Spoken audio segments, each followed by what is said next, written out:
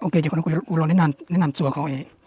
เท่าก็มันเนี่ยเราก็ได้วันคัสบอลเลยนะเนี่ยก็ต้องการอยู่อ่อนเนี่ยมันเราหรือตูฉันเราเนี่ยเดี๋ยวก็ต้องการอยู่ลงทุนว่าชิวเช็คก็ต้องการอยู่อ่อนเนี่ยเราหรือตูจะก็มันเนี่ยเรานอนนะเนี่ยโอเคจะก็มุดเราขอก็การเราระบบนั้นจะนี่สองอย่างก็ตีรู้ระบบเนี่ยจะก็การเราขอโอนเงินเนี่ยจะนี่ก็แต่อย่างก็นี่สองอย่างก็มี4 วันอย่างก็จะเลยก็เพิ่มเลขบัญชีปลายทางเนี่ยก็ต้องการอยู่โอนโดยบัตรบอกโอนโดยเลขบัญชีบอกโอนโดยเบอร์โทรเราอยู่วันคัสบอลเลยเนี่ยไอ้มั่วถึงเบอร์โทรเราต้องอย่างก็นี่ชิ้นย่อย用意啊，这别只个ต้องการโอนเงี้ยมันดูหากูดูวันคัสบอลเลยนะมันจะหากูได้เล่นบัญชีอ่ะตัวใกล้โอนมันเรากูได้เล่นบัญชีอ่ะเพื่อนยังตัวยังต้องใช้อ่ะแล้วเจ๊ชอบกูตัวเล่นบัญชีอ่ะโอเคเจ๊เราก็ชอบกูตัวเล่นบัญชีถ้าเจ๊ก็ต่อไปอ่ะเจ๊จำนวนเงินก็ต้องการโอนเงี้ยบริจาคอ่ะเจ๊ก็ต้องการโอนเงี้ยชิปพากีบมันเรากูตัวเล่นบัญชีตัวอ่ะก็โอนบริจาคตัวอย่างก็เจ๊กูเงี้ยตัวยังชิปพากีบโอนชิปพากีบนั่นแต่โอเคเจอคำถามเนี่ยกูรู้วันคัสนะกูตั้งคำถามที่อีแล้วเบอร์โทรศัพท์เจกูจะต้องปิดลับเพื่อความปลอดภัยได้อยู่เนี่ยอย่างในเป้าที่คำถามนี่เจอย่างเดียวมุกันมันงานตรงเจแล้วเนี่ยตัวอยู่เนี่ยนะ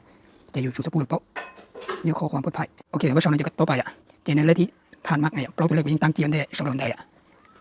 ก็จะเจอตัวเป้าแล้วอยากคำถามในปีลับเนี่ยเดี๋ยวก็ช่องหน้าจะต่อไปมันดูบิ๊กเกอร์เดียวอยู่เนี่ยคนนั้นยังกูตั้งคำถามเนี่ยก็ตั้งจากมันดูบิ๊กเกอร์ตาเจ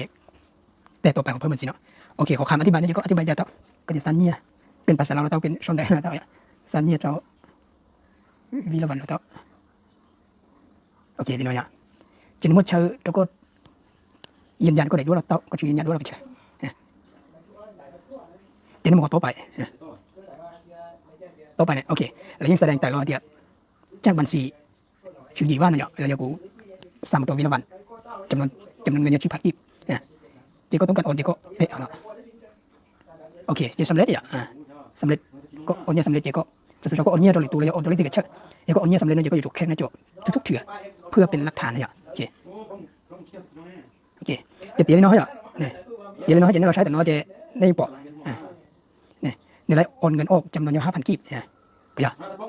เจ๊เงินชัวกับกีบเนี่ยเงินชัวกับกีบเวทีในที่สัตว์ชื่อกีบแต่เนี่ยเนี่ยเราไปเสียวันมาเนี่ยก็สัญญาช่วยมา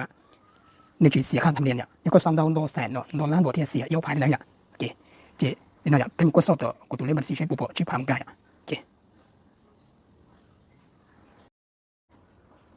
โอเคเจ๊เป็นหรองานเรากูรู้ABCวันนึงกูใช้ปุ๊บยังงานชื่อพายคนน้อยจำนวนได้หับโอนเงินจำนวนได้หับโอนเงินจากวันคัส5,000 กีบเนี่ยในช่วงนี้น้อยยุ่งยี่สิยิ่งสิตัวอย่างเราจุดมุ่งความเสี่ยงใหญ่เจ๊คนน้อยกูรู้แนะนำประเภทนี่ได้